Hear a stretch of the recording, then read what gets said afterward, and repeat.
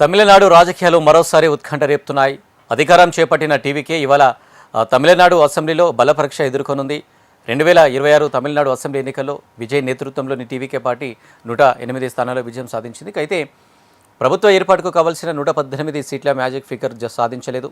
దీంతో ప్రభుత్వ ఏర్పాటుకు టీవీకేకు ఇతర పక్షాల మద్దతు అవసరమైంది. ఇక ప్రస్తుతం కాంగ్రెస్తో పాటు ఇతర చిన్న పార్టీలతో కలుపుకొని టీవీకేకు 120 మంది ఎమ్మెల్యేల మద్దతు ఉంది. ఇది మ్యాజిక్ ఫిగర్ 118 కంటే కేవలం 2 సీట్లు మాత్రమే ఎక్కువ. దీంతో బల పరీక్షలో ఎవరైనా హ్యాండ్ ఇస్తే విజయ్ ప్రభుత్వం కుప్పకూలిపోతుంది.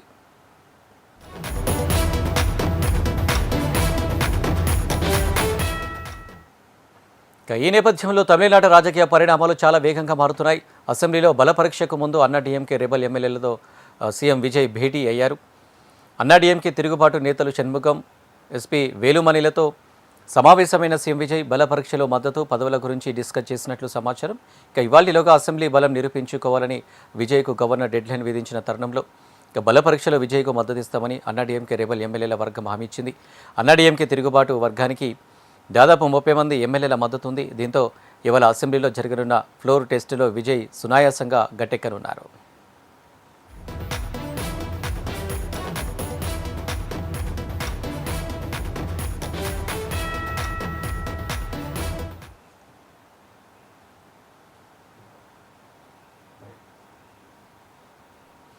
ఇక మరోవైపు తమిళనాడు అసెంబ్లీలో టీవీకే బలపరీక్ష వేళ ఒక్క ఓటు తేడాతో నెగ్గిన టీవీకే ఎమ్మెల్యేకు మద్రాస్ హైకోర్టు షాక్ ఇచ్చింది.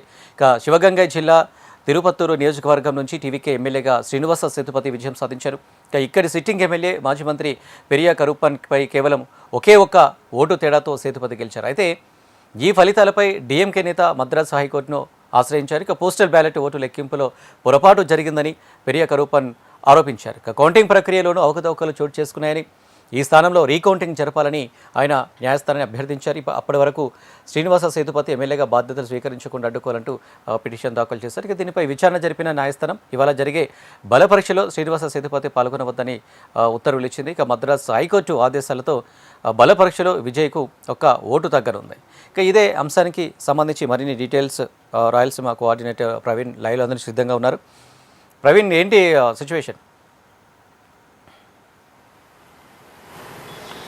అనిల్, కొద్దిసేపు క్రితమే తమిళనాడు శాసనసభ 3 రోజుల సమావేశాలు ప్రారంభమైన ఈరోజు ముఖ్యంగా ప్రభుత్వం బల పరీక్ష ఈరోజు మరికొద్దిసేపట్లో ప్రారంభం కానుంది. ఇవాళ 9:30కు స్పీకర్ ఓటింగ్కి అనుమతి ఇచ్చే అవకాశం ఉంది. అయితే అంతకుముందు దీని మీద చర్చ ప్రారంభించనున్నారు. పూర్తిగా ప్రభుత్వానికి పూర్తి స్థాయిలో మెజారిటీ లేని ఒకే పార్టీకి లేని పక్షంలో దాదాపు తమిళనాడులో 9 సంవత్సరాల తర్వాత అసెంబ్లీలో అవిశ్వాస పరీక్ష జరుగుతుందని చెప్పొచ్చు. ముఖ్యంగా టీవీకే పార్టీ ప్రభుత్వం కొలుతీరినప్పటికీ కూడా బల నిరూపణకు 3 రోజుల అవకాశం ఉన్న నేపథ్యంలో ఈరోజు బల పరీక్ష చేపట్టారు. సంఖ్యాపరంగా చూసుకుంటే 120 మంది సభ్యుల మద్దతు ఉన్నప్పటికీ కూడా అందులో 2 స్థానాలు ఈరోజు గైర్హాజరయ్యే అవకాశం ఉంది. ముఖ్యంగా తమిళనాడు అసెంబ్లీలో 234 స్థానాలు ఉన్నప్పటికీ 2 స్థానాల్లో పోటీ చేసినటువంటి విజయ్ 2 చోట్ల గెలిచారు. అది ఒక సీటు ఖాళీ అయ్యే అవకాశం ఉంది. అదేవిధంగా సేతుపతి శ్రీనివాస్ సేతుపతిని ఫ్లోర్ టెస్ట్లో పాల్గొనొద్దని చెప్పి మద్రాసు హైకోర్టు ఆజ్ఞలు విధించిన నేపథ్యంలో 132 ఈరోజు సభలో 232 సంఖ్యాబలం ఉండే అవకాశం. ఇందులో 117 యొక్క మెజారిటీ మ్యాజిక్ ఫిగర్ 117 మంది. అయితే ఇప్పటికే టీవీకే సంఖ్యాబలం చూసుకుంటే 106 ఉన్నారు. అదేవిధంగా వామపక్షాలు 4, కాంగ్రెస్ 5.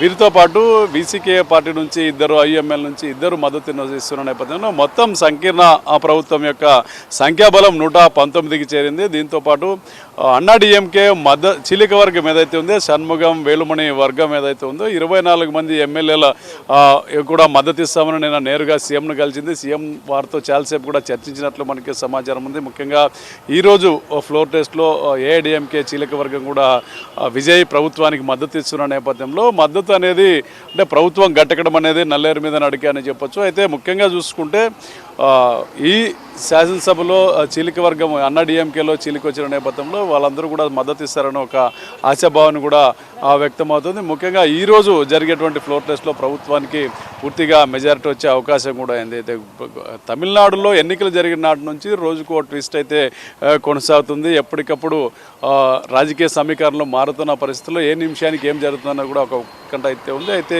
ఈరోజు నిజంగా ఏఐడిఎంకే చీలక వర్గం షణ్ముగం వెలుమణి వర్గం ఏదైతే ఉందో మద్దతు ఇస్తే మాత్రం వాళ్ళు శాసనసభ సభ్యత్వాన్ని కూడా కోల్పోతారని చెప్పి ఇప్పటికే ఏఐడిఎంకే జనరల్ సెక్రటరీ పళనిస్వామి స్పష్టం చేయడం జరిగింది.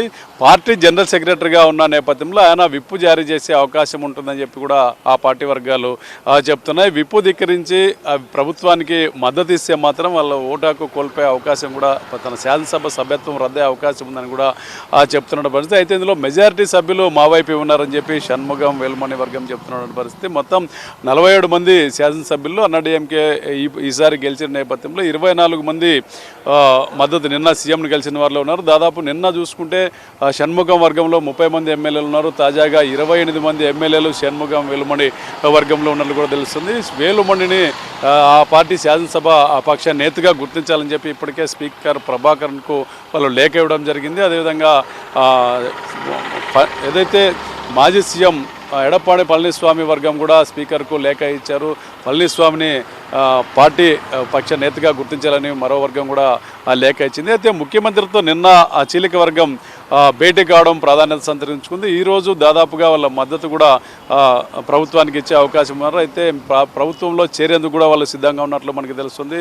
మంత్రి పదవులు కూడా ఆశిస్తున్నట్లు తెలుస్తుంది. అయితే దీని మీద ఏం జరగబోతున్నది కూడా ఒక ఉత్కంఠ ఉంది. మరికొద్దిసేపు నాడు దాదాపు 9:30కి ఫ్లోర్ టెస్ట్ ప్రారంభమయ్యే అవకాశం ఉంది. అనిల్, ప్రవీణ్, చూసుకున్నట్టయితే ఇప్పుడు ఈ బల పరీక్షలో అసెంబ్లీలో ఇప్పటివరకు ఎంతమంది హాజరవుతారు? దాదాపు 234 మంది ఉంటే 233 మంది హాజరవుతారని తెలుస్తుంది. ఒకవేళ ఈ బల పరీక్షలో విజయ్ నెగ్గకుంటే ఏమైనా ఆప్షన్ ఉంటుందా? నెక్స్ట్ సిచ్యువేషన్ స్టెప్ ఎలా తీసుకుంటాడు ఏంటి?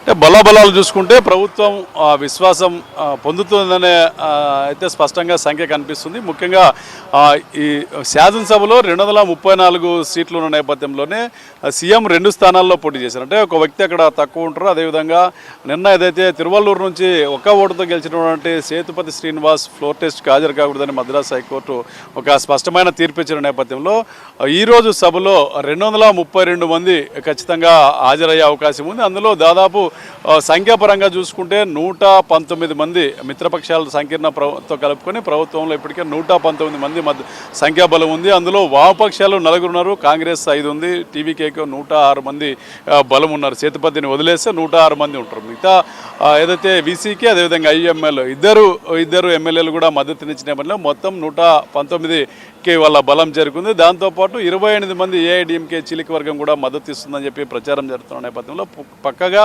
ప్రభుత్వం అయితే శాసనసభ విశ్వాసం చురుగుంటుందని ఆ ప్రభుత్వ అధినేత విజయ్తో పాటు ఆ పార్టీ నాయకులు కూడా చాలా విశ్వాసంగా ఉన్నారు.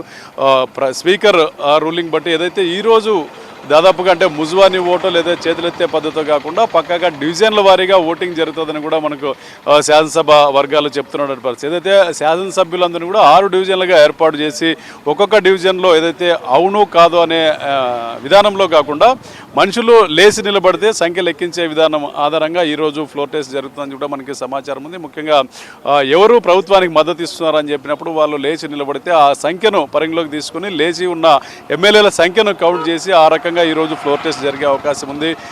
మద్దతు ఇవ్వని వాళ్ళు ఎవరన్నా ఉన్నారని చెప్తే అప్పుడు ఆ లేచిన అభ్యర్థులు ఎవరైతే ఉంటారో ఎమ్మెల్యేలు వాళ్ళ సంఖ్య ఆధారంగా ప్రభుత్వానికి ఎంతమంది మద్దతు ఇస్తున్నారు, ఎంతమంది వ్యతిరేకిస్తున్నారనే దాని మీద ఆధారపడి ఉంటుంది. దాదాపుగా విజయ్ ప్రభుత్వం ఈరోజు విశ్వాస పరీక్షలో ఎటువంటి జరగరానిది ఏమైనా జరిగితే తప్ప దాదాపుగా ఈరోజు విశ్వాసం అయితే పొందే అవకాశం అయితే ఉందని చెప్పి తెలుస్తుంది. Anil, right Praveen, thank you.